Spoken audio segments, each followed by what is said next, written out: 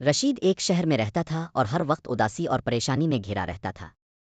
ایک دن اس نے سوچا، اگر اصل خوشی حاصل کرنی ہے تو مجھے سیکھنا ہوگا کہ کیسے۔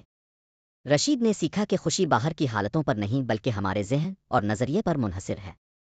اس نے ہر دن شکر گزاری لکھنا شروع کی، چھوٹی چھوٹی چیزوں کے لیے شکر ادا کرنا، جیسے صبح کی چائے اور دوستی کا ایک پیارا لمحہ۔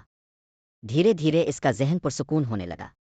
پھر رشید نے ایک اور کتاب پڑھی جس میں بتایا گیا تھا کہ خوشی کا 50% حصہ جینیات سے آتا ہے، لیکن 40% ہماری عادات اور انتخاب سے آتا ہے۔ رشید نے اپنی عادات بدلنی شروع کی، روزانہ ورزش، مراقبہ اور دوسروں کی مدد۔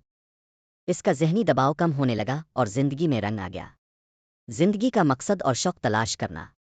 اس نے اپنی شوق پینٹنگ کو اپنا پیشہ بنایا۔ کام اور شوق کا امتزاج اسے ہر دن نئی توانائی اور خوشی دیتا تھا۔ اصل خوشی کوئی ایک چیز نہیں بلکہ نظریہ، عادات اور زندگی کے مقصد کا امتزاج ہے۔